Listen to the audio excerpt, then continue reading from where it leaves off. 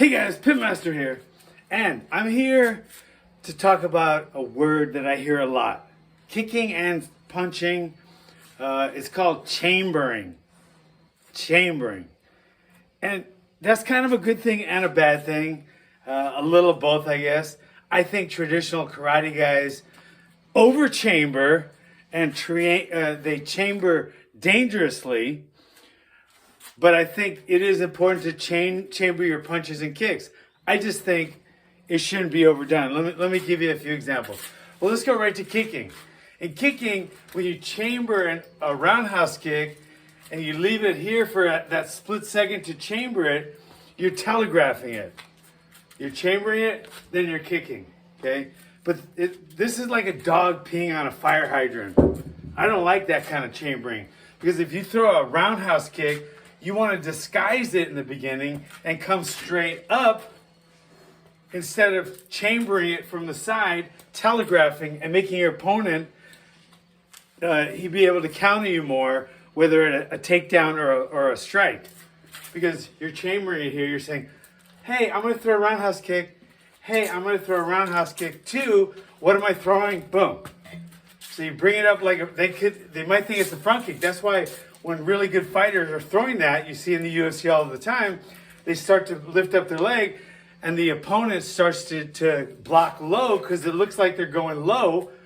So then they go high. So they're not chambering it, they're just throwing it up in one fluid motion. Boom.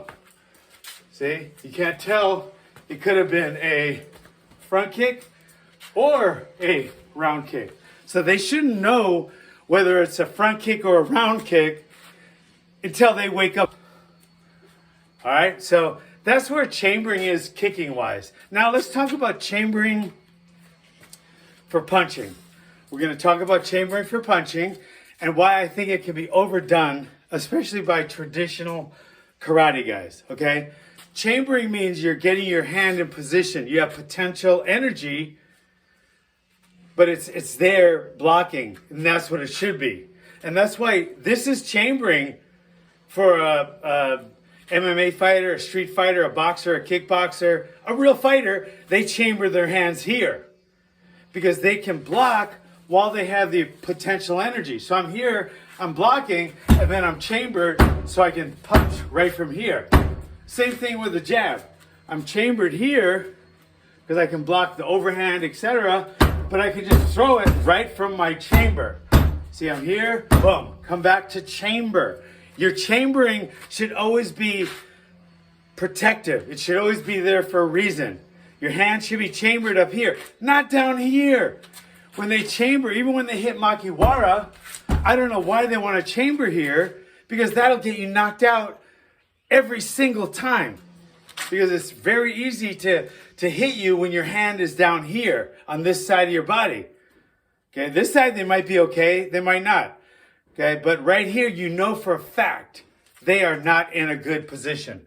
They call it chamber, but in reality it's setting themselves up to get knocked out. And they think they get more power here, but you get pretty much enough power here. You watch the UFC or boxing, they're knocking a lot of people out from this position. This chamber position always beats this chamber position. So even if you're a traditionalist like I am and love to hit the Makiwara like I do, chamber correctly. You get more bang for your buck. You get protection and you get just as much power.